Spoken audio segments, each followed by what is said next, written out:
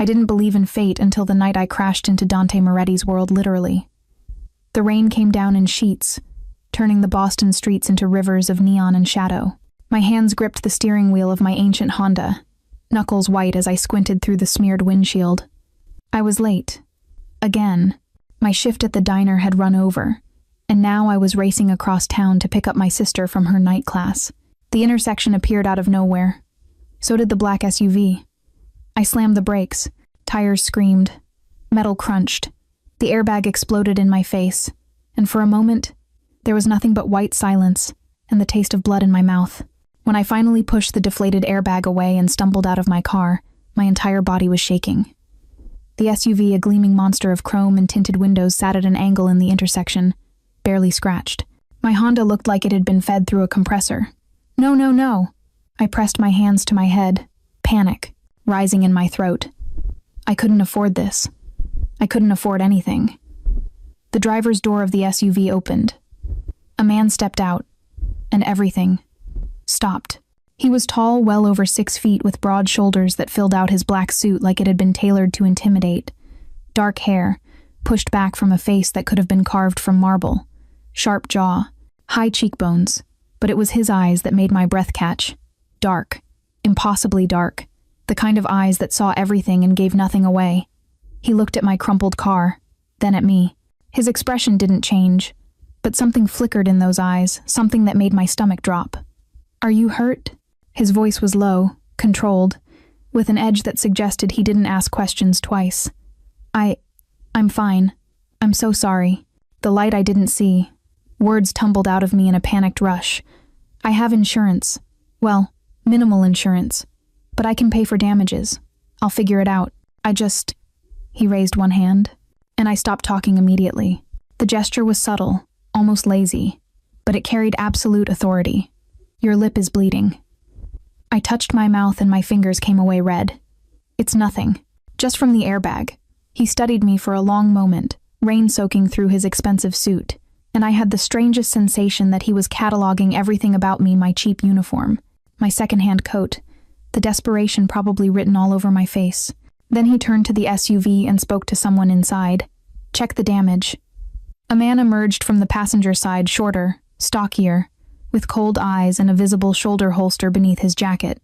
My heart stuttered. A gun. He was carrying a gun. "Boss," the front bumper scratched, "but I don't care about the car."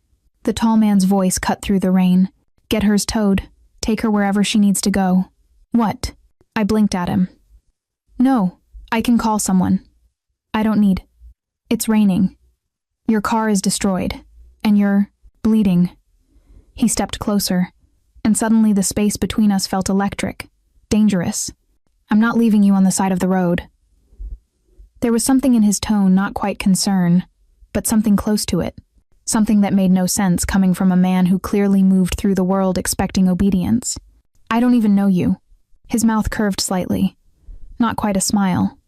More like the ghost of one. Dante Moretti. The name hit me like a second collision. Moretti. Even someone like me, someone who kept her head down, and her world small, knew that name. The Morettis owned half of Boston's Underworld. Money laundering, protection rackets, rumors of things much darker. They were the kind of family you read about in crime novels, the kind you crossed the street to avoid. And I'd just crashed into one of them. I really should go." My voice came out thin. "Where?" He tilted his head slightly. "Walking?" Before I could answer, the stocky man returned. "Tow trucks? On the way. 5 minutes." Dante nodded, then looked back at me. The rain plastered his dark hair to his forehead, made his white shirt cling to his chest. He should have looked uncomfortable. Instead, he looked like he owned the storm. "What's your name?" I shouldn't tell him. Every instinct screamed at me to lie, to run, to put as much distance between myself and this man as possible. "Elena," I heard myself say. "Elena Russo." Something changed in his expression so subtle I almost missed it. A flicker of interest. Recognition, maybe. But then it was gone, replaced by that same impenetrable mask. "Elena," he said my name like he was tasting it. "Get in the car. I should wait for the tow. My driver will handle it." He opened the back door of the SUV. You need medical attention. I don't. Your hands are shaking. You're in shock. He leaned in slightly, and I caught the scent of expensive cologne mixed with rain. And you're standing in the middle of an intersection, arguing with someone who's trying to help you. So, get in the car. It wasn't a request. And God help me, I obeyed. The interior of the SUV was warm, leather-scented, obscenely luxurious. I slid across the seat, and Dante followed, sitting close enough that I could feel the heat radiating from his body. The door closed with a heavy thunk, sealing us in together. The driver, a silent man with scars on his knuckles, pulled away from the intersection. I pressed myself against the door, my heart hammering. Where are you taking me? Where do you need to go? Suffolk University. My sister, she's waiting. He nodded to the driver, who changed direction smoothly. We sat in silence for several blocks. I couldn't stop stealing glances at him. In the close confines of the car, he seemed even larger, more overwhelming, dangerous in a way that had nothing to do with the gun I'd seen on his associate. Why are you helping me? I finally asked. He turned his head, and our eyes met. In the passing streetlights, his face was all sharp angles and shadow. Because you looked at me like I was human, he said quietly. Not many people do that anymore. Before I could process that, his phone buzzed. He glanced at the screen, and his entire demeanor shifted. The brief glimpse of humanity vanished, replaced by something cold and lethal. Stop the car. The driver pulled over immediately. Dante's jaw tightened as he read whatever message had come through. Then he looked at me, and I saw something in his eyes that made my blood run cold. Elena Russo, he said slowly. Younger sister attending Suffolk on scholarship. Works at Rosie's Diner on Boylston. Lives in a one-bedroom apartment in Dorchester with said sister. He leaned forward slightly. Father died 6 months ago. Supposedly a heart attack. The air left my lungs. Who are you really? His voice was soft, deadly. And why did you crash into my car tonight? The warmth I'd felt moments ago turned to ice. I don't understand. My voice shook despite my best efforts to keep it steady. It was an accident. The rain, the intersection. There are no accidents in my world, Elena. Dante's eyes never left mine, and in them, I saw the predator I'd sensed beneath his civilized surface. People who cross my path are either threats or assets. So which are you? My fingers dug into the leather seat. I'm a waitress. I crashed into your car because I was distracted and the roads were slick. That's all. Your father. He leaned back, but somehow the extra distance made him more intimidating, not less. Vincent Russo.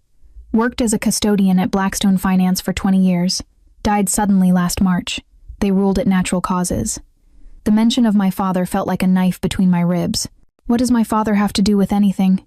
Blackstone Finance launders money for the Castellano family. His tone was matter-of-fact, like he was discussing the weather. They're my enemies. Your father worked there for 2 decades, died under suspicious circumstances, and 6 months later, his daughter crashes into my car. He tilted his head. You see my concern. My father was a janitor. The words came out sharp, angry. He mopped floors. He had nothing to do with whatever criminal enterprise you're talking about. Everyone has something to do with something, Elena. Even janitors see things. Hear things. He saw dirt. He heard vacuum cleaners. I was shaking now, but not from fear. From rage. He was a good man who worked himself to death trying to give his daughters a better life. Don't you dare make him into something he wasn't. Dante studied me for a long moment. The silence stretched, broken only by the soft idle of the engine and the drumming of rain on the roof. Finally, he reached into his jacket and I flinched. He noticed. Something flickered across his face, too quick to name. What he pulled out wasn't a weapon. It was a handkerchief. Expensive, monogrammed, with his initials. He held it out to me. Your lip. It's still bleeding. I stared at the white fabric, then at him, completely thrown by the gesture. Slowly I took it and pressed it to my mouth. It smelled like him, clean, expensive, with an undertone of something darker. I believe you, he said quietly. What? About your father. About the accident. He glanced out the window at the rain-soaked streets. I've interrogated enough liars to know when someone's telling the truth. You crashed into me because you're a terrible driver in bad weather, Not because you're a spy for the Castellanos. Relief flooded through me, so intense it made me dizzy. Thank you. Don't thank me yet. He turned back, and there was something different in his eyes now. Not suspicion, something else. Something that made my pulse quicken. Because you're still a problem. How am I a problem? You know who I am. You know I had you investigated within minutes of our meeting. You've seen my men carrying weapons. He leaned forward again, close enough that I could see flecks of amber in his dark eyes. You know too much to simply walk away. My mouth went dry. What are you saying? I'm saying that letting you go puts my organization at risk. You could talk to the police, the FBI, my enemies. I won't. The words came out in a rush. I swear I won't say anything to anyone. I just want to pick up my sister and forget this whole night ever happened. And I'm supposed to trust that? Trust you? Yes. He laughed, a low, dark sound that raised goosebumps on my arms. Beautiful and naive. Dangerous combination. I'm not. I stopped, caught on his words. Beautiful? The corner of his mouth lifted. You didn't know? Heat flooded my cheeks. This was insane. I was sitting in a car with a crime boss who'd just admitted he saw me as a threat, and somehow we'd veered into... What? Flirting? You're trying to distract me, I said. Is it working? No. Liar. He reached out slowly, giving me time to pull away, and brushed his thumb across my chin, just below my bleeding lip. The touch was gentle, almost reverent. You're a terrible liar, Elena Russo. Everything you feel shows on your face. I couldn't breathe, couldn't think. His hand was still on my face, his thumb now tracing my jawline, and every nerve in my body was screaming at me to move, to run. I stayed frozen. I should kill you, he murmured. That's what my father would have done, what my advisors would recommend. But you won't. I don't know where the certainty came from, but I felt it in my bones. No. His eyes searched mine. I won't. Why not? Because you looked at me like I was human. Remember? His hand dropped away, and I immediately missed the warmth of it. And because I think your father might have been murdered. The words hit me like a physical blow. What? Vincent Russo. Heart attack at age 54. No prior history of heart disease. Died alone in the Blackstone Finance building after hours. Dante's expression had gone cold again, calculated. 2 weeks later, Blackstone's CEO disappeared with $15 million of Castellano money. That's not coincidence. My vision blurred. You're saying someone killed my father? I'm saying it's possible. Likely. Even. If he saw something he shouldn't have, heard something dangerous. Dante's jaw tightened. The Castellanos clean up loose ends. Permanently. No. I shook my head, denial rising like bile. The police investigated. They said. The police say what they're paid to say, Elena. You think the Castellanos don't own half the department? I pressed the handkerchief to my mouth again, but not because of the bleeding. Because I thought I might be sick. My father. My kind, tired, overworked father who'd never hurt anyone in his life, murdered. And I'd spent 6 months thinking he'd just given up, that his heart had given out from exhaustion and disappointment. Why are you telling me this? My voice cracked. Because I want to know the truth. Dante's tone softened slightly. And because, if the Castellanos killed an innocent man, I want to make them pay for it. Why would you care? You said he was just a janitor. Because the enemy of my enemy interests me. He studied my face. And because you interest me, I don't understand. Neither do I. Yet.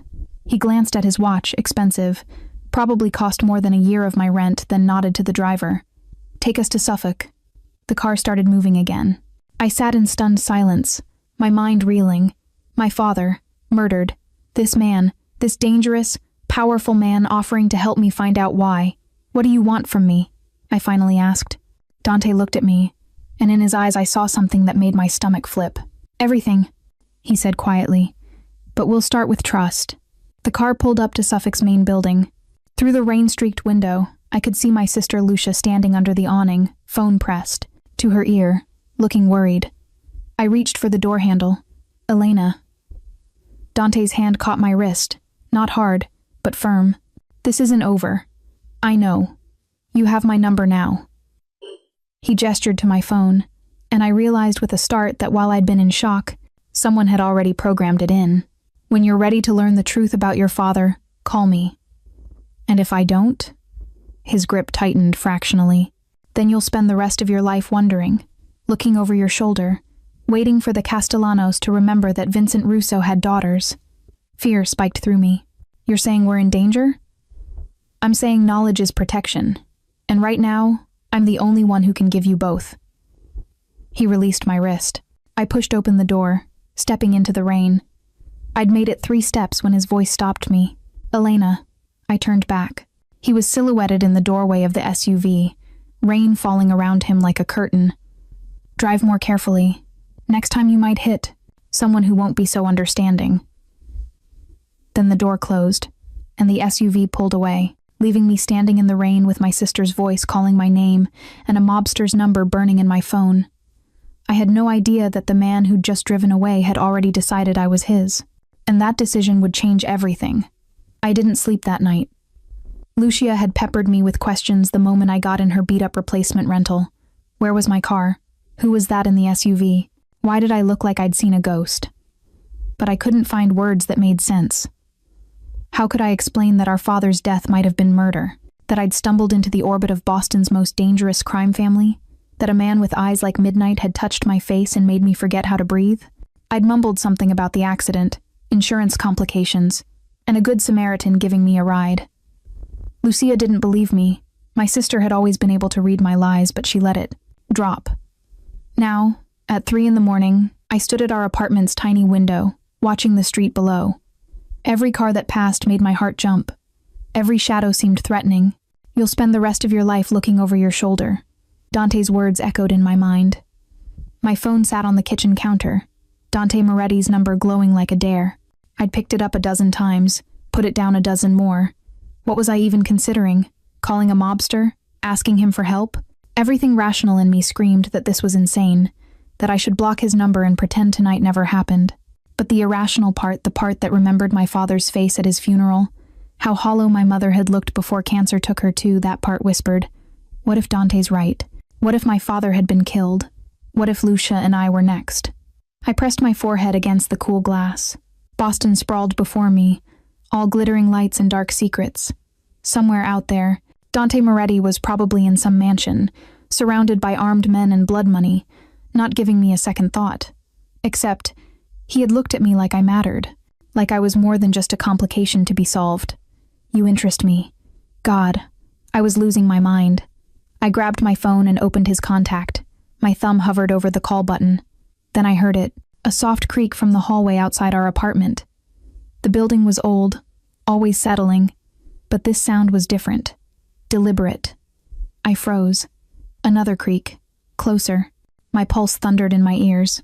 Slowly, I moved to the door and checked the peephole. A man stood in the hallway, dark clothes, baseball cap pulled low, hands shoved in his pockets.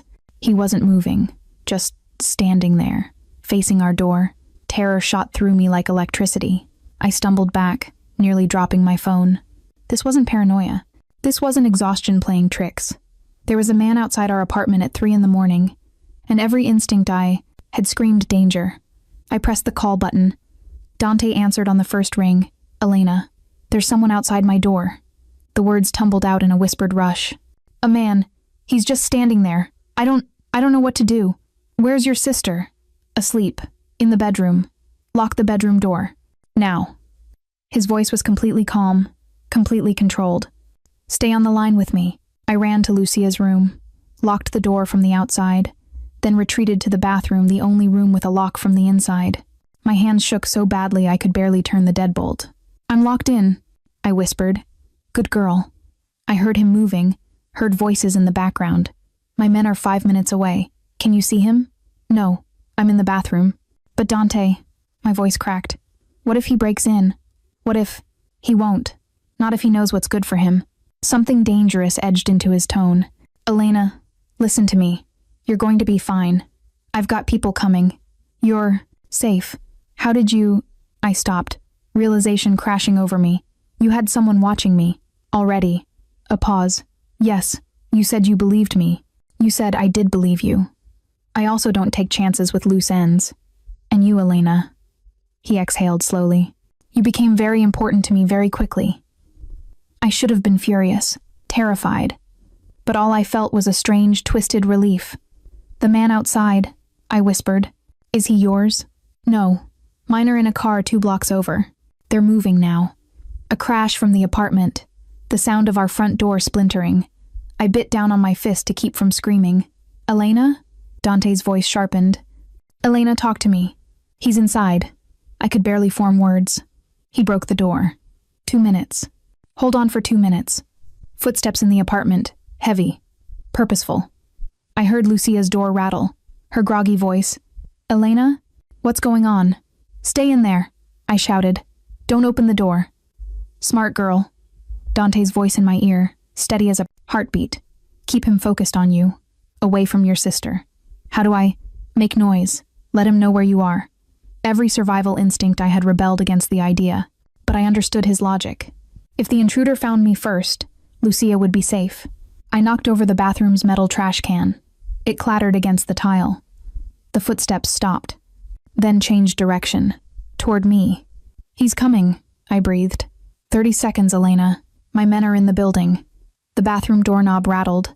I pressed myself against the far wall, phone clutched to my chest, Dante's voice the only thing keeping me from dissolving into panic. "Elena?" A man's voice, muffled through the door. "I just want to talk."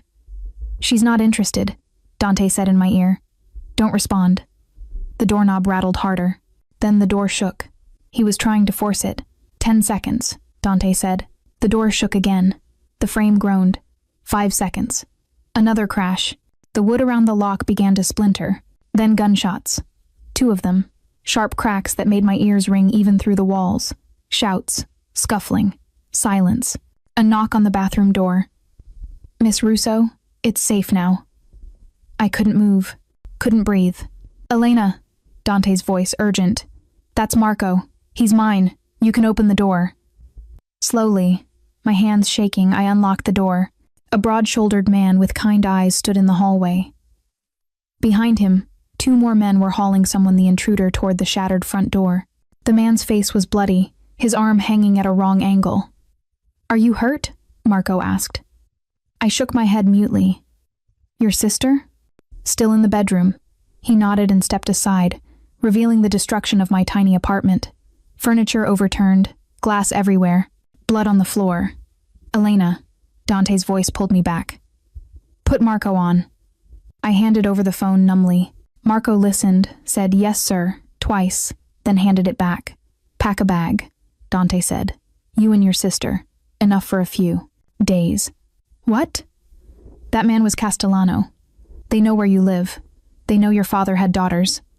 His voice brooked no argument. "You're not safe there anymore. We can't just leave. We have nowhere. You're coming to me." My breath caught. "What?" "My home. My protection. Until I figure out what the Castellanos want and how to end this." A pause. "Unless you'd prefer to stay there and wait for them to send someone else?" I looked at the blood on my floor, at Lucia's door, behind which my sister was probably terrified, at the splintered bathroom frame that had almost failed to protect me. "We'll pack," I whispered. "Good. Marco will drive you." "Dante." I didn't know what I was going to say. "Thank you? I'm scared? Why are you doing this?" "I've got you, Elena." His voice dropped, intimate despite the violence surrounding us. "You're mine to protect now. Nothing's going to hurt you." The line went dead, and I stood there, in the wreckage of my life, realizing I'd just agreed to move into a mobster's home, with my sister, indefinitely. What terrified me most wasn't the danger. It wasn't the Castellanos or the blood or the shattered door. It was how much I wanted Dante's promise to be true. Dante Moretti's home was not a house. It was a fortress disguised as a mansion. Marco drove us through gates that looked like they belonged to an embassy, past gardens lit by subtle ground lights, around a fountain that probably cost more than I'd earn in my lifetime. The building itself was old-world, elegant 3 stories of pale stone and arched windows, with wings stretching out like protective arms. Beautiful. Intimidating. Exactly like its owner. "Holy shit," Lucia whispered beside me. At 19, she was still young enough to be impressed by obvious wealth. "This is where we're staying?" "Temporarily," I said, though I had no idea if that was true. The SUV stopped at the main entrance. Before Marco could come around, the front doors opened, and a woman emerged tall, silver-haired, with the kind of posture that suggested she'd once been a dancer or a soldier. Miss Russo, Miss Lucia. Her accent was vaguely European. I'm Camilla. Mr. Moretti asked me to see you settled. Please, come in. Lucia and I exchanged glances, grabbed our hastily packed bags, and followed her inside. If the exterior was impressive, the interior was stunning. Marble floors, crystal chandeliers, art that looked like it belonged in museums. But it wasn't ostentatious, everything had a purpose, a place, elegant without being cold. Your rooms are on the second floor, East Wing, Camilla said as we climbed a sweeping staircase. Mr. Moretti's private quarters are in the West Wing. You'll have your own bathroom, sitting area, and balcony. This is too much, I started to protest. Camilla gave me a look that could have cut glass. Mr. Moretti does not do things by halves, Miss Russo. You'll find that everything here is too much by normal standards. You'll adjust. She showed us to 2 connected rooms, both larger than our entire apartment. Floor-to-ceiling windows overlooked the gardens. The bed in my room was enormous, draped in soft linens, fresh flowers on the dresser, a bowl of fruit that looked too perfect to be real. Someone will bring dinner shortly, Camilla said. Mr. Moretti will join you when he arrives. When is that? Lucia asked. When his business is concluded. Camilla's expression didn't change, but I caught the emphasis on business. Rest. You're safe here. Then she was gone, closing the door with a soft click. Lucia immediately flopped onto my bed. Okay, start explaining. And don't give me that bullshit about Good Samaritans. This, she gestured at the opulence surrounding us, is not normal. I sank into the chair by the window, exhaustion finally catching up with me. The man I hit tonight? His name is Dante Moretti. Moretti. Lucia's eyes widened. As in, the Moretti family? Elena, are you insane? I didn't know who he was when I crashed into him. I rubbed my temples. And then things escalated. He thinks Dad's death wasn't an accident. He thinks the people Dad worked for might have killed him. What people? The Castellanos, a rival crime family. I watched her face drain of color. The man who broke into our apartment tonight? He was sent by them. Lucia sat up slowly. You're telling me Dad was murdered, and now we're targets? I don't know. Maybe. That's what Dante's trying to figure out. Dante. She said his name like it was foreign. You're on a first-name basis with a mob boss? I trailed off. What was he? My protector? My captor? The most dangerous and compelling man I'd ever met? It's complicated. Elena. Lucia's voice went soft, worried. You know this is insane, right? We should be talking to the police, not hiding in a criminal's mansion. Dante says the police are bought, that the Castellanos own them. And you believe him? Did I? I thought of the intruder's face, the blood on our floor, the methodical way he'd tried to break down the bathroom door. The police had ruled Dad's death natural causes without investigating. They'd close the case in a week. Yes, I said quietly. I believe him. Lucia studied me for a long moment. You like him? Don't be ridiculous. You do. You get this look when you talk about him. Like, I don't know, like you're afraid and fascinated at the same time. He's a criminal, Lucia. He's also protecting us, and he's apparently hot, based on that blush. I'm not. I pressed my hands to my cheeks, felt the heat there. This is not the time. When is the time? When he's killed someone in front of you? But Lucia was grinning now, and I was grateful for the normalcy of her teasing. Come on. What does he look like? Before I could answer, there was a soft knock. The door opened, and a young woman entered with a tray of food, pasta, salad, bread that smelled like heaven. Mr. Moretti's. Compliments, she said, setting it on the table by the window. He asks that you rest tonight. He'll speak with you in the morning. Is he here? The question left my lips before I could stop it. The girl smiled slightly. He just arrived, miss. But he has calls to make. Business. Always business. The kind of business that involved broken doors and gunshots and blood on floors. After she left, Lucia and I ate in silence, both too overwhelmed to talk. When we finished, she retreated to her room, and I stood at the window, looking out at the gardens below. This was my life now, at least temporarily. hiding in a mansion, protected by a man who probably had more blood on his hands than I wanted to imagine. A man I couldn't stop thinking about. I was so lost in thought that I didn't hear the door open, didn't sense him until his voice, low and quiet, came from directly behind me. "You should be sleeping." I spun around. Dante stood in my doorway, still in his suit from earlier though. His tie was gone and his shirt was unbuttoned at the throat. He looked exhausted, and dangerous, and so impossibly magnetic that I forgot to breathe. I couldn't sleep, I managed. He stepped into the room, closing the door behind him. The space suddenly felt much smaller. "You're safe here," he said. "I need you to understand that. No one gets past my gates without my permission. No one touches what's mine." What's mine? The possessiveness in those words should have frightened me. Instead, they sent a shiver down my spine that had nothing to do with fear. "Why are you doing this?" I asked. "You barely know me." "I know enough." He moved closer, and I found myself backing against the window. "I know you're brave, smart, loyal to your sister. I know you loved your father and his death still haunts you." Another step. "And I know that when I touched your face tonight, you stopped breathing." I was in shock. Liar. He was close enough now that I could see the gold flecks in his dark eyes. "You feel it too. This thing between us. There's nothing between us." Another lie. His hand came up, fingers grazing my jawline exactly like they had in the car. "You're terrible at lying, Elena. Everything you feel shows on your face." "Then what do you see?" The challenge left my lips before I could think better of it. His thumb traced my lower lip, the one that had bled earlier. The touch was gentle, reverent, completely at odds with the intensity in his eyes. "Want?" he murmured. "Confusion. Fear." His thumb stilled. "And something that terrifies you even more than I do." "What?" He leaned in, his mouth inches from mine, close enough that I could feel his breath, warm against my skin. "Desire." Then he stepped back, breaking the spell, leaving me gasping against the window. "Get some sleep, Elena. We have a lot to discuss in the morning." He moved toward the door, then paused. "And Elena?" "Yes." He looked back at me, and the heat in his gaze made my knees weak. "That. Door locks from the inside.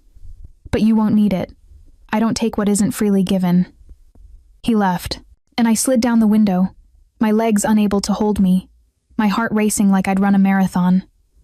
What terrified me most was that I'd almost grabbed him before he walked away, almost kissed the mobster who was supposed to be my protector, almost given in to the desire he'd named so perfectly. God help me. I was in so much trouble. I woke to sunlight streaming through unfamiliar windows and a moment of pure panic before I remembered Dante's mansion, protection, safety. The word felt laughable. Nothing about this situation was safe.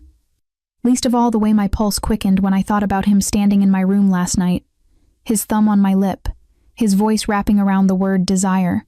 I showered in the enormous bathroom, all marble and gold fixtures, and dressed in the only clean clothes I had left, jeans and a simple sweater. When I emerged, I found Lucia already awake, sitting at the small table by the window. "Morning. Sleeping Beauty," she grinned. "Camilla brought breakfast an hour ago. I've already eaten 3 pastries and I'm going back for more. This place is insane." "Where is everyone?" Camilla said. "Most of the staff doesn't live here. They come in daily." As for Dante, she waggled her eyebrows. "He's been in his study since dawn. Apparently he wants to see you when you're ready." My stomach flipped. "Did she say what about?" "Nope, but she gave me this look like I should be worried about you." Lucia's smile faded. "Elena, are you sure about this? We could leave. Go to the police ourselves, find somewhere else to stay. And if Dante's right about the police being compromised, if the Castellanos find us again?" I shook my head. "No.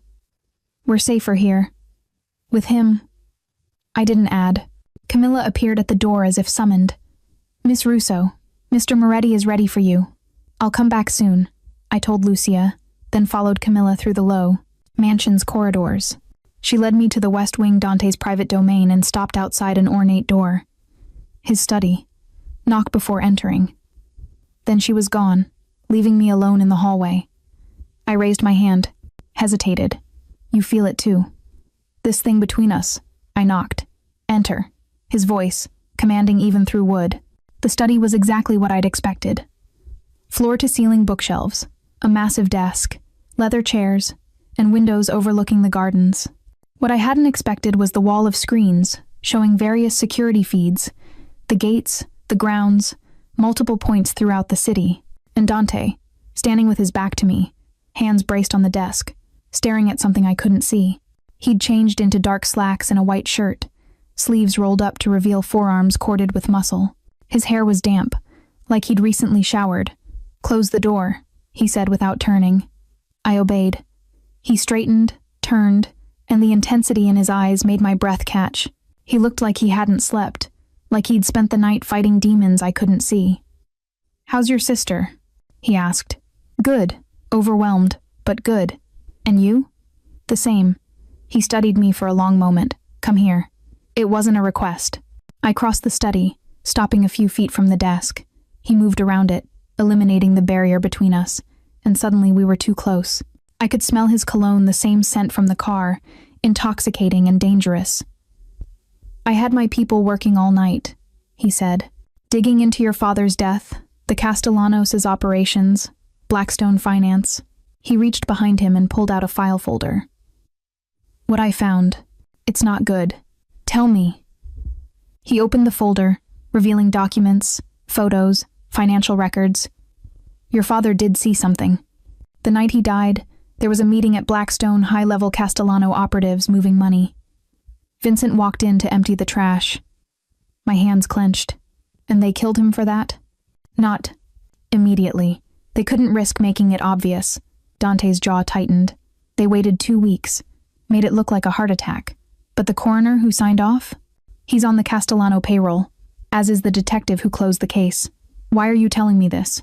My voice shook. "Why do you care?" "Because your father didn't deserve to die for doing his job. Because you and your sister don't deserve to live in fear." He stepped closer. And because the Castellanos taking out innocent people pisses me off. There's more to it than that." "Yes." His hand came up, cupping my face with a gentleness that contradicted everything I knew about him. "There is." "What?" "You," he said simply. "I can't stop thinking about you. I barely know you. And yet." He trailed off, his thumb stroking my cheek. "I've never let anyone affect me like this. It's dangerous. Stupid. And I don't care. Dante, let me finish." His other hand found my waist, drawing me closer. "You walked into my life. By accident. You should have been a complication, something to investigate and dismiss. Instead, you've become something else entirely." "What?" I barely breathed the word. Mine. The possessiveness in his voice was absolute. "I know I shouldn't claim you. Know I should let you go, keep you safe by staying away. But I can't. I won't. You're a criminal." It came out weak, unconvincing. "Yes. You've probably killed people. More than you want to know about. I should be terrified of you. You should." His forehead touched mine. "But you're not. Are you?" "No." The admission felt like surrender. "I should be, but I'm not." "Tell me to stop," he murmured. "Tell me to walk away, let you go. Tell me this is insane and we both know it." "It is insane. That's not telling me to stop." "Dante." He kissed me. Not gently, not tentatively. His mouth claimed mine with a hunger that stole my breath, his hands pulling me flush against him. The kiss was demanding, possessive, and absolutely devastating. I kissed him back. God help me. I kissed him back like I was drowning and he was air. My hands found his shirt, fisting in the fabric, pulling him closer even though there was no space left between us. He tasted like coffee and danger and something I couldn't name but desperately wanted more of. When we finally broke apart, both breathing hard, his eyes were nearly black. "Say it," he demanded. "Say you're mine." "This is crazy." "Say it anyway." I should have lied. Should have pulled away, rebuilt my walls, remembered all the reasons this was impossible. Instead, I heard myself whisper, "I'm yours." The smile that crossed his face was pure triumph. Then it vanished as his phone buzzed urgently. He pulled it out, glanced at the screen, and his entire demeanor shifted. The man who'd just kissed me like the world was ending became the crime boss in an instant, cold, calculating, lethal. Fuck. What? The Castellanos. He was already moving toward his desk, pulling up something on one of the screens. They just put a price on your head. $500,000 to whoever brings you in alive. The blood drained from my face. Why? Because they think you know something. That your father told you something before he died. Dante's hands clenched into fists. Or because they know you're with me now, and hurting you is the fastest way to hurt me. How do they even know I'm here? They don't. But they will. He looked at me, and for the first time since we met, I saw something close to fear in his eyes. Elena, this just became war. And you're standing in the crossfire. Then let me go. Let them have me, tell them. No. The word was absolute. You're mine now. That means I protect you, no matter what it costs. Even if it costs lives? Your organization? Even then. The door burst open. Marco stood there, weapon drawn. Boss, we've got movement at the east gate. 3 vehicles. Unmarked. Dante's jaw set. Get every man we have on the perimeter. No one gets through. Already done. And Elena? Dante turned to me, goes to the safe room. Now. What? No. Elena. His voice turned to steel. This isn't a discussion. Marco moved toward me, but I stepped back. I'm not hiding while you... Gunfire erupted. The windows exploded inward in a shower of glass. Dante grabbed me, pulling me down behind the desk as bullets tore through the study. I heard Marco returning fire, heard shouting from somewhere in the house, heard my own scream lost in the chaos. Stay down, Dante commanded, his body covering mine. More gunfire, closer now. Then Dante's phone rang. He answered, still shielding me with his body. What? A pause. His face went white.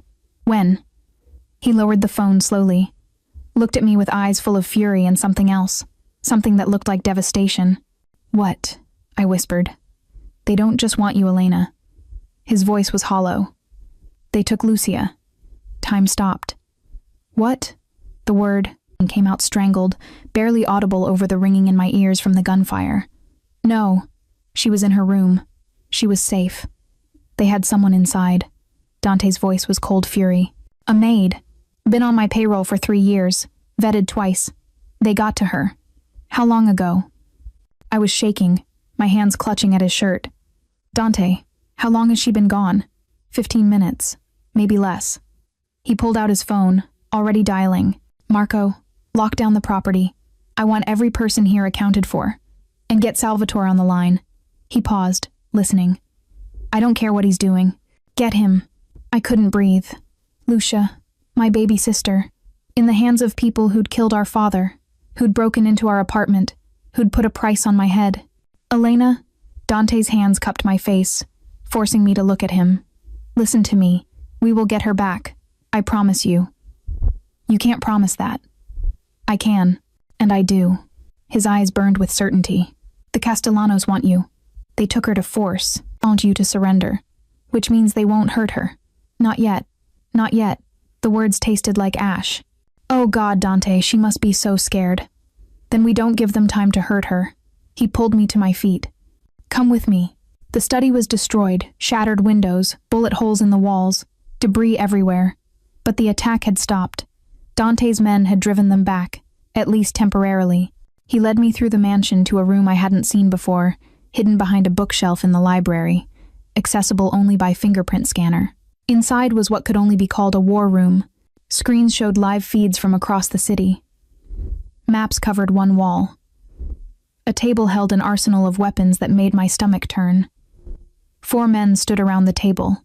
They looked up as we entered, and I saw the same cold calculation in their eyes that I'd seen in Dante's. Soldiers. Killers. Gentlemen, Dante said. Change of plans. The Castellanos have escalated. He outlined the situation in clipped, efficient sentences. Lucia's abduction. The price on my head. The mole in his organization. They want you to trade yourself for your sister. The oldest man, Salvatore, I guessed, said, looking at me. Classic hostage exchange. Which we're not doing, Dante said flatly. With respect, boss, another man interjected. If the alternative is letting the girl die, there is no alternative. Dante's voice could have cut steel. We get Lucia back without trading Elena. We make the Castellanos regret ever touching what's mine. What's mine? Again, that possessive claim. Under other circumstances, I might have objected. Right now, I clung to it like a lifeline. They'll be expecting us, Salvatore said. Probably want the exchange at a location they control, with overwhelming force. Then we don't play by their rules. Dante leaned over the table, studying a map of Boston. We hit them first, before they can consolidate their position. You want to start a war over a girl? The youngest man looked incredulous. Dante's head snapped up. That girl is under my protection, which means she's untouchable. The Castellanos forgot that. Now they learn. How do we even know where they're holding her? I asked, finding my voice despite the terror choking me. Because they want us to know. Dante pointed to his phone, where a text message had appeared, an address, and a photo of Lucia alive, scared, but unharmed, sitting in what looked like a warehouse. They sent this 5 minutes ago. It's a trap, Salvatore said. Obviously, Dante straightened. So we spring it, but on our terms. For the next 20 minutes, I watched these men criminals, murderers plan a rescue operation with military precision, exit routes, sniper positions, diversionary tactics. They discussed violence like other people discussed weather, casual and confident. And Dante was magnificent, commanding, absolute. Every man in that room would die for him without question. I could see it in their eyes. Finally, the plan was set. Dante dismissed everyone except Salvatore, who lingered by the door. This is risky, Dante. Even for you. I know. She's just a girl. Is she really worth... Yes. Dante didn't hesitate. She is. Salvatore looked at me, something like pity in his eyes. Then he left. I was alone with Dante again. The silence felt heavy, charged with everything unsaid. I'm coming with you, I said. No. She's my sister. I'm not staying here while... Elena. He crossed to me in 2 strides. If I'm worrying about protecting you, I can't focus on getting Lucia out. You understand? You being there makes it harder, not easier. I can't just sit here. You can. You will. His hands gripped my shoulders. I need you to trust me. Can you do that? I wanted to argue. Wanted to scream that I wouldn't be left behind while my sister's life hung in the balance. But I looked into Dante's eyes and saw something that made me pause. Fear. He was afraid. For me. For Lucia. Maybe for both of us. I trust you, I whispered. Something in his expression softened. I will bring her back. I swear it on my life. Don't. I grabbed his shirt. Don't swear on your life. Just come back. Both of you. Elena, I'm serious, Dante. I can't... My voice broke. I can't lose anyone else. Not Lucia. Not you. His forehead dropped to mine. You won't. Then he was kissing me again, desperate this time, almost violent, like he was memorizing me, like he thought he might not get another chance. When he pulled back, his eyes were dark. Dangerous. Stay in this room. Marco stays with you. The door locks from the inside. If anyone other than me or one of my men tries to get in... He pressed a gun into my hand. I recoiled, but he closed my fingers around it firmly. The safety's here. Point and pull the trigger. Don't hesitate, Dante. Promise me. I promise. He kissed my forehead, then turned and walked toward the door. He was almost through it, when I called out. Dante? He stopped, looked back. The words caught in my throat. Too much. Too fast. Too impossible. Be careful. Something flickered in his eyes, like he knew what I'd almost said, what I hadn't been brave enough to admit. Always am, sweetheart. Then he was gone. And I was left in a room full of weapons and screens, showing a city about to become a battlefield, holding a gun and praying to any god who'd listen that the man I'd known for less than 24 hours would come back alive. With my sister. The screens flickered.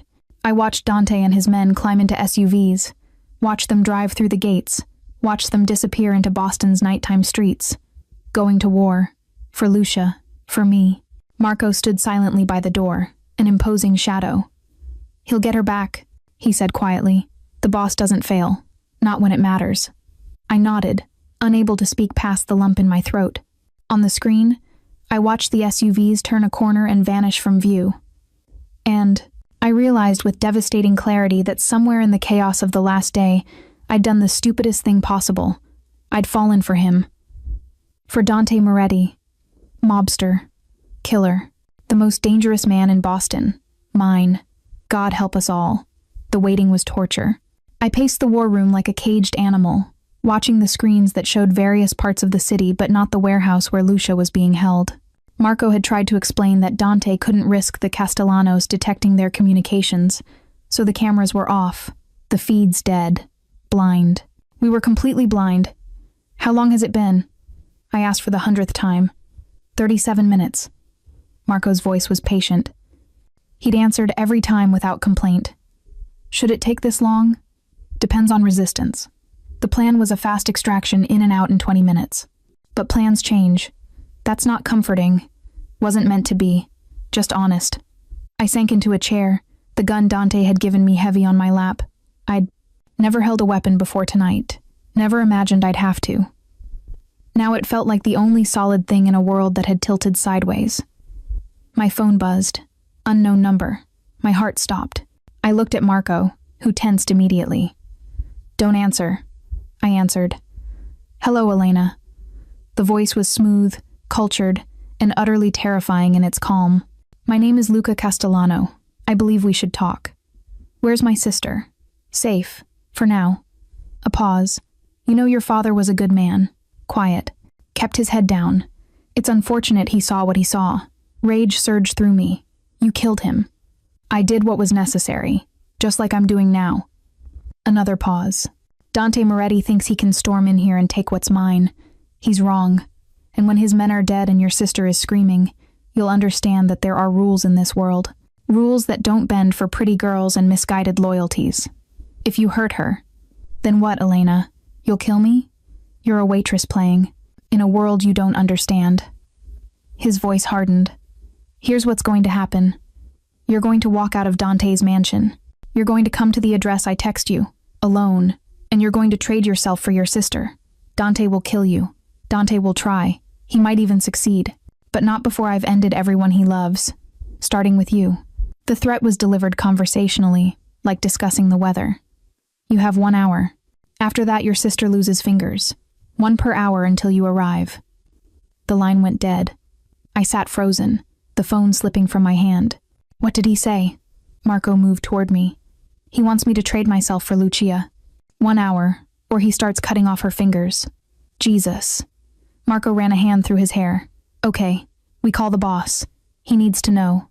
We can't reach him. You said so yourself. Then we wait. He'll handle this. In an hour? I stood, my hands shaking. Marco, he's going to hurt her. You heard what I said. 1 finger per hour. It's a bluff. The Castellanos need leverage. What if it's not? My voice rose. What if Lucia is screaming in pain right now because I'm too scared to do what he asked? Miss Russo, you can't. I can. I picked up the gun, checking it like Dante had shown me. Safety off. Round chambered. I'm going. Marco stepped between me and the door. The boss gave me explicit orders. You don't leave this room. Then stop me. We stared at each other. Marco was trained, armed, loyal to Dante above all else. I was a terrified girl with a borrowed gun and no plan, but I was also Lucia's sister. Please, I whispered. If it were someone you loved, wouldn't you go? Something flickered in his eyes. Pain. Memory. Dante will kill me for this, he muttered. Then tell him I knocked you out. Took your gun. Whatever you need to say. He won't believe that. Probably not. I moved toward the door, but I'll tell him the truth that I chose this, that you tried to stop me. Marco was silent for a long moment. Then, incredibly, he stepped aside. Take the back exit. Through the kitchen. There's a car in the garage gray sedan. Keys in the visor. Don't use your phone. They're probably tracking it. He pressed something into my hand. A different phone. Burner, Dante's number is programmed in. When you get there, call him. Let him know where you are. Thank you. Don't thank me. Just. He looked away. Try not to die. The boss would never forgive himself. I ran. Through the mansion's corridors, down the service stairs, through a kitchen that looked like it belonged in a 5-star restaurant. The garage held a dozen cars, all expensive, all beautiful.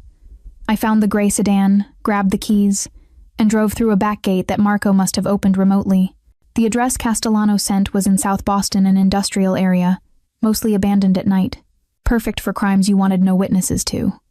It took me 23 minutes to get there. I parked a block away, gripping the gun and the burner phone, called Dante. He answered immediately. "Elena? What the fuck, Marco said you?" "I'm at the exchange point," Castellano called. Said he'd hurt Lucia if I didn't come. The words tumbled out. "I'm sorry. I know you told me to stay, but I couldn't. Where are you?" His voice was deadly calm. I gave him the address. "Don't go in." It was an order. "Do you hear me, Elena? Do not go into that building. He has my sister. And I have men 3 minutes out. Wait for us." He said 1 hour. It's been... Gunfire erupted. Not from the warehouse. From behind me. I spun around and saw black SUVs, not Dante's, pulling up to the building. Men with weapons pouring out. "Elena?" Dante's voice sharp with panic. "What's happening?" "Other people are here. I don't know who. It's the Irish.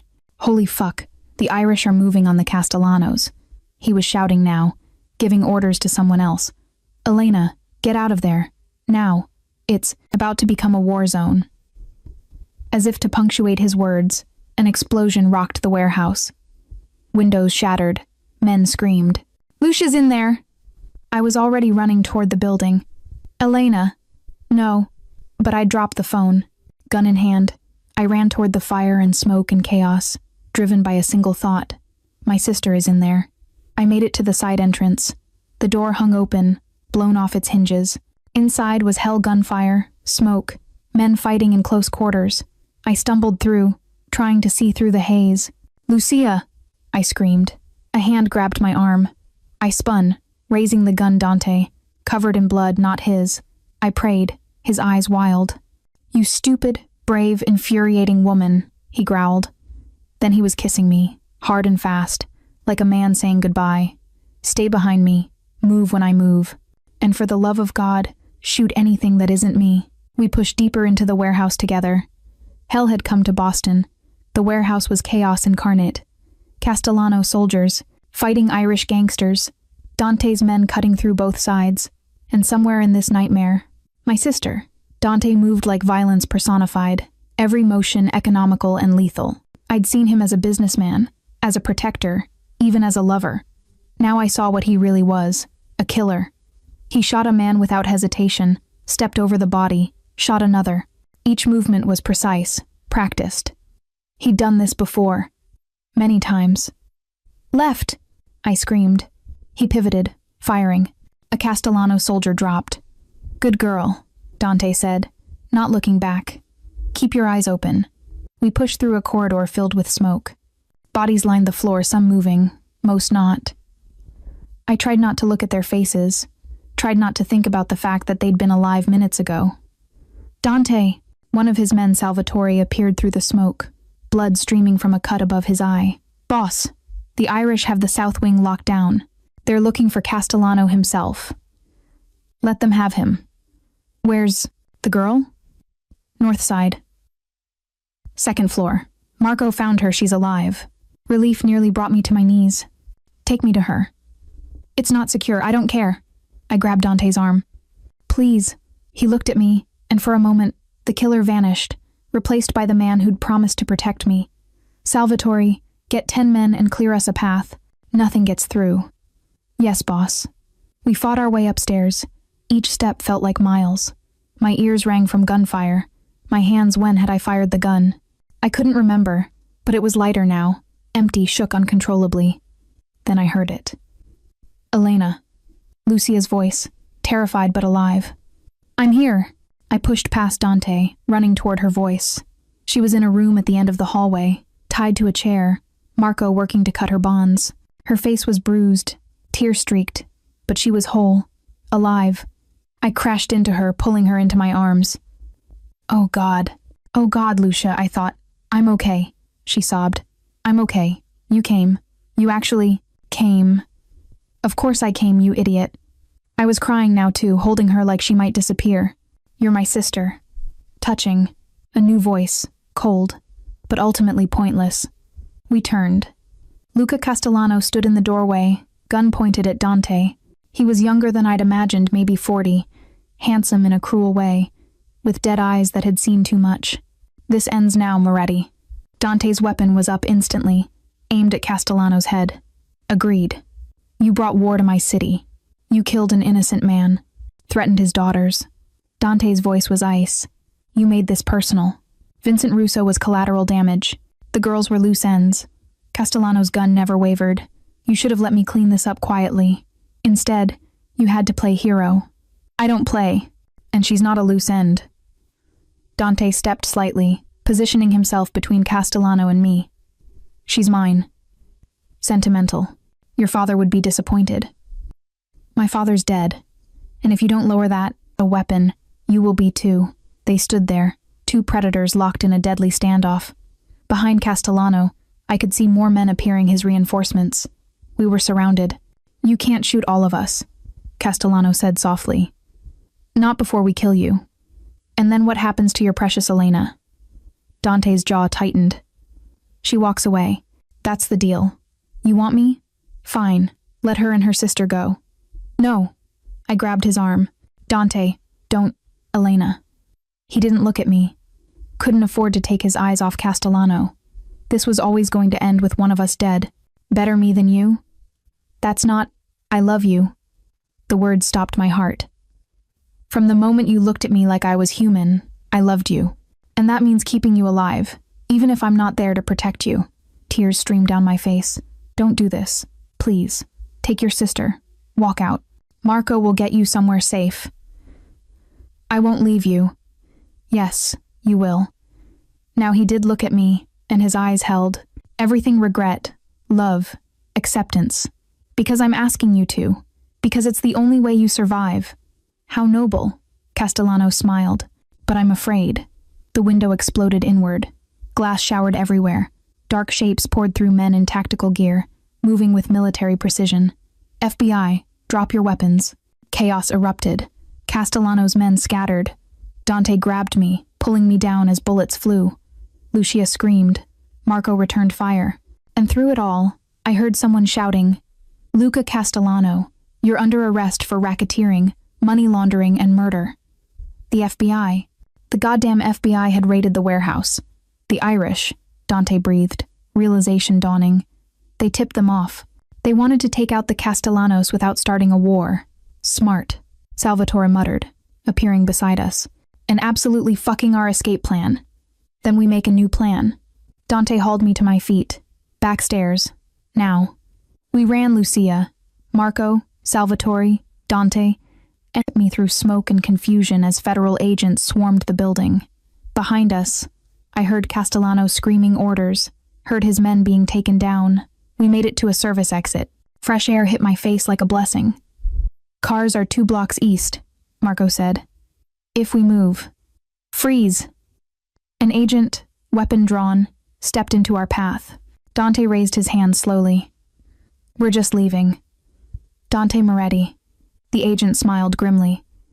I've been trying to catch you for 3 years. Tonight's my lucky night. Actually, a new voice said, tonight's your unlucky night. A woman emerged from the shadow's FBI jacket, but something in her eyes that didn't match the badge. She looked at Dante, and he nodded slightly. Agent Moretti has been working undercover, the woman said smoothly to the confused agent. These civilians are under his protection. Lower your weapon. The agent hesitated. That's an order. Slowly, he lowered his gun. The woman looked at Dante. You have 10 minutes before this. Cover story falls apart. Use them wisely. Understood. Thank you, Sarah. She nodded and melted back into the chaos. We didn't waste time questioning. We ran. Made it to the cars. Piled in. Drove through the night as sirens wailed behind us. I sat in the back seat. Lucia pressed against my side. Dante driving like the devil himself was chasing us. Maybe he was. That woman, I said quietly. Sarah. Who is she? Someone who owed me a favor. Dante's eyes met mine in the rearview mirror. And someone who just used up that favor to save your life. Why would she? Because I asked her to. Because I told her if things went wrong, you got out. No matter what. You planned for this. For getting caught. I plan for everything. We drove in silence for several minutes. Finally, Lucia spoke up, her voice small. Elena? Yeah? I think I want to go home. I looked at her bruised face, her terrified eyes, and felt my heart break. Home. Our tiny apartment with its broken door. The life we'd had before a rainy night, and a car crash changed everything. That life was gone. We could never go back. We will, I lied. Soon. But I looked at Dante, and I knew the truth. There was no going back. There was only forward into his world, his darkness, his dangerous love. And God help me, I didn't want to go back. I wanted to stay. Dawn broke over a safe house in the suburbs, a nondescript colonial that blended perfectly with its neighbors. No one would suspect it housed a mob boss, his men, and 2 women who'd barely survived the night. Lucia had finally fallen asleep in one of the bedrooms, sedated by a doctor Dante had called. Marco and Salvatore stood guard. The rest of Dante's men were scattered across the city, cleaning up the aftermath, ensuring no trails led back to us. I stood in the bathroom, staring at my reflection. I barely recognized the woman looking back. Blood on my clothes, not mine. Bruises forming on my arms. Eyes that had seen too much. I love you. Dante's words echoed in my mind. He'd said them thinking he might die. Said them like they were a gift and a curse. Had he meant them? Did I want him to? A soft knock. Elena? His voice. Low, careful. Come in. The door opened. Dante filled the doorway, and my breath caught. He'd cleaned up fresh clothes. The blood washed away, but exhaustion lined his face. He looked like a man who'd fought a war and wasn't sure he'd won. How's Lucia? Sleeping. The doctor said she'll be okay, physically at least. I turned to face him. Mentally, that's going to take time. I'm sorry. The words sounded painful, like they were dragged from somewhere deep. This is my fault. I should have protected her better. You saved her life. After putting it in danger, he stepped into the bathroom, closing the door behind him. The space immediately felt smaller, charged with something I couldn't name. Elena, I meant what I said. In the warehouse. My heart stuttered. Which part? All of it. But especially, he moved closer. Especially that I love you. You barely know me. I know enough. I know you're brave enough to crash into my car and strong enough to stand up to me. I know you'd trade your life for your sister's without hesitation. I know that when I touch you, you stop breathing, and when I kiss you, you kiss back like you're drowning. Each word felt like a touch. Dante. I know this is insane, that we've known each other less than 2 days, that I'm the worst possible choice you could make. His hand came up, cupping my face. But I also know that I've never felt like this before. Never wanted to protect someone, keep them, claim them the way I want to with you. You're a criminal. Yes. You kill people. Yes. You live in a world of violence and blood and darkness. Yes. His thumb traced my cheekbone. And I'm asking you to join me in it anyway. That's insane. It is. He leaned in, his forehead touching mine. Say no. Tell me you want. Nothing to do with me. Tell me to get you and Lucia somewhere safe and disappear from your lives forever. Is that what you want? No. I want you in my bed. In my home. In my life. I want to wake up to you every morning and fall asleep with you every night. I want to give you everything. Safety. Security. Luxury. Love. His voice dropped, but only if you want it to. I should have said no. Should have chosen safety, normalcy, a life without constant danger. Instead, I said, kiss me. His mouth crashed into mine with a hunger that stole my breath. Different from before, more desperate, more claiming. His hands tangled in my hair, pulling me against him, and I responded with equal fervor. I'd nearly lost him tonight, nearly watched him die trying to save me. That changed everything. Elena. He broke the kiss, breathing hard. If you let me start, I won't stop. I won't be able to. Then don't stop. Something flared in his eyes, heat and possession and pure need. You're sure? I've never been more sure of anything. He lifted me effortlessly, setting me on the counter. His hands found the hem of my shirt, pulling it over my head. His mouth found my throat, my collarbone, the curve of my shoulder. Each touch was deliberate, claiming, marking me as his. Tell me if you want me to stop. he murmured against my skin. I won't. Tell me if I'm going too fast. You're not. Tell me, his hand stilled on my waist. Tell me you're mine. I looked into his eyes, dark, dangerous, devastating, and saw everything I'd been fighting against since the moment we met. The attraction, the connection, the impossible, irrational certainty that this man, this criminal, was somehow exactly where I belonged. I'm yours, I whispered, completely. The sound he made was somewhere between a growl and a groan. Then his mouth was on mine again, and clothes were disappearing, and his hands were everywhere, learning me, memorizing me. Beautiful, he murmured. So fucking beautiful. No one had ever looked at me the way Dante did, like I was precious, powerful, his.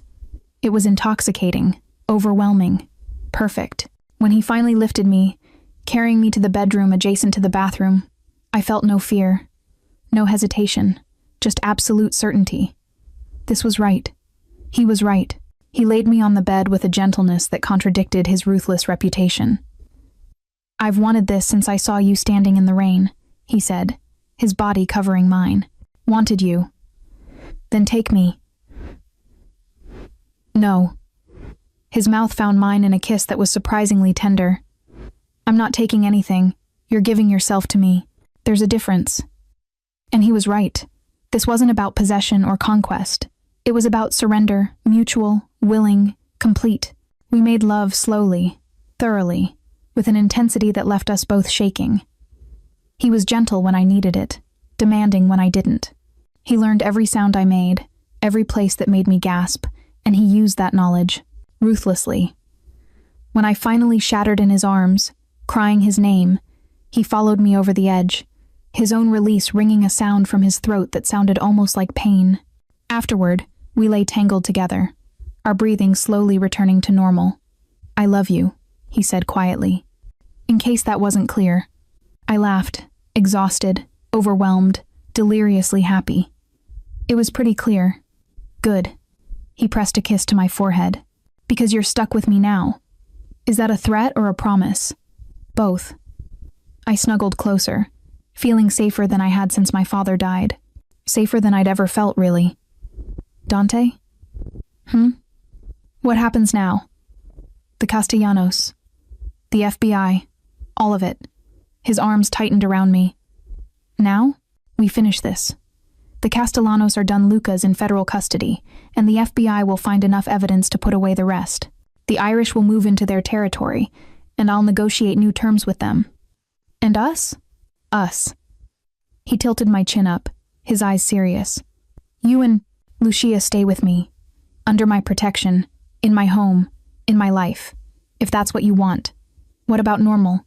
School for Lucia, work for me. Lucia can finish school. You can do whatever makes you happy, but you do it as mine, under my name, protected by my power. He stroked my hair. I know it's not the life you planned, but it's the life I can give you. Safety, security, love, and darkness. And darkness, he agreed. I won't lie to you about what I am, Elena. I've done terrible things. I'll do more. But I will never, ever let that darkness touch you. I believed him. God help me. I believed every word. Okay, I whispered. Okay? I'm yours. We'll stay. We'll make this work. His smile was brilliant, transforming his face. I promise you won't regret it.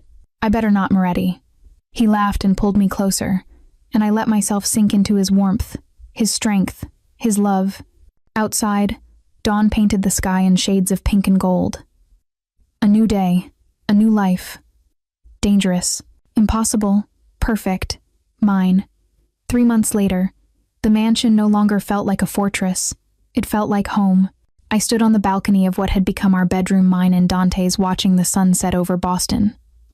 Below, the gardens were in full bloom, and I could hear Lucia laughing with Camilla in the kitchen. She was teaching my sister to make pasta from scratch, something that would have seemed impossible 3 months ago. But so much had changed. The Castellanos were gone, Luca convicted on enough charges to ensure he'd die in prison. His organization dismantled and absorbed by Dante's allies. The FBI had questioned me exactly once, and a lawyer Dante hired had ensured they couldn't touch me. Apparently, Being the girlfriend of Boston's most powerful crime boss came with excellent legal protection. Girlfriend. The word felt inadequate for what Dante and I were to each other. Lovers, partners, soulmates, if I believed in such things. You're thinking too hard. His arms, wrapped around me from behind, pulling me against his chest. I can hear the wheels turning, just reflecting. On how different everything is. How different I am. I leaned back into him. 3 months ago, I was a waitress who'd never broken a rule in her life. Now I'm mine. He pressed a kiss to my temple. Say it. Yours. The word came easily now, without hesitation. Completely and totally yours. Good. His hand splayed across my stomach. Possessive. Because I have something to ask you. My heart skipped. What? He turned me in his arms, and I saw something in his eyes I'd never seen before. Nervousness. Vulnerability. Dante? He took a small box from his pocket, opened it. Inside was a ring, a diamond so large it looked obscene, set in platinum, surrounded by smaller stones that caught the fading light. Marry me, he said. Not a question, a statement. I stared at the ring, then at him, my mind reeling. That's not how you're supposed to propose. I don't do things the way I'm supposed to. You know that. His free hand cupped my face. I know it's fast. I know we're still learning each other. But I also know that I want you to be mine legally, officially, in every way that matters. I want you to take my name, sleep in my bed, bear my children, if you want them. I want forever, Elena. With you. Tears pricked my eyes. Dante, if you're not ready, tell me. I'll wait. I'll ask again in 6 months, a year, whenever you're ready. But I need you to know that this, he gestured between us, isn't temporary for me. You're not a phase or a distraction. You're my future. Your family supports this, completely. Salvatore told me yesterday that if I didn't lock you down, someone else would steal you. He smiled slightly. Marco said I don't deserve you, but that's true and also not his business. What about Lucia? Thinks it's romantic. Also said if I hurt you, she'll poison my food. His expression turned serious. But this isn't about them. It's about us. About whether you can see yourself in this life. Forever. Could I? I looked at the ring, at this man who'd turned my world upside down, and tried to imagine saying no. Couldn't do it. Yes, I whispered. His entire face transformed. Yes, yes, I'll marry you. Yes, I want forever. Yes, I'm yours. I laughed through my tears. Yes to all of it, Dante Moretti. He slid the ring onto my finger with shaking hands, then pulled me into a kiss that made the world disappear. When we finally broke apart, both breathless, his eyes were suspiciously bright. I love you, he murmured. So fucking much. I love you too.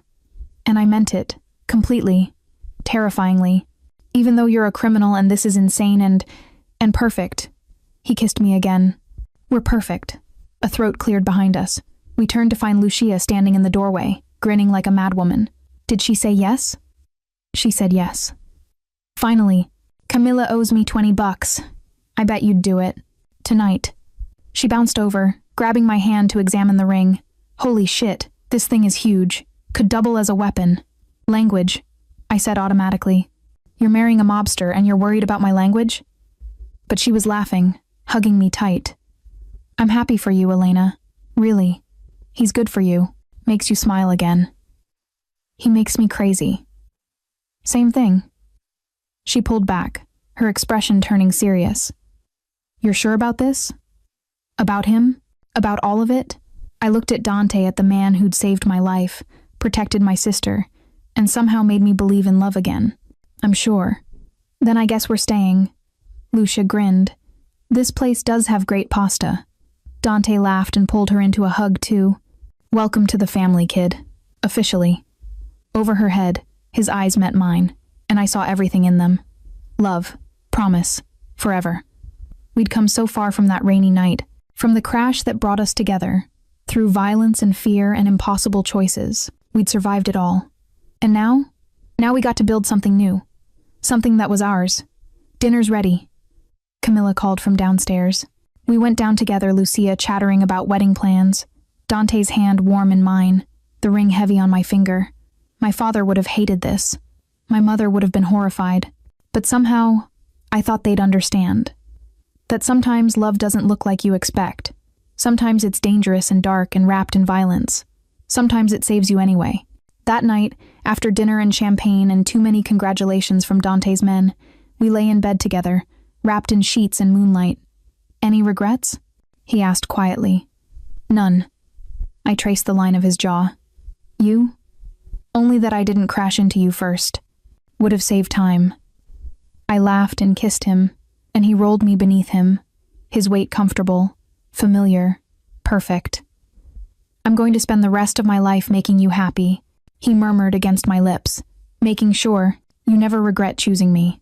This life. I know. I'm going to protect you, keep you safe, love you until my last breath. I know that too.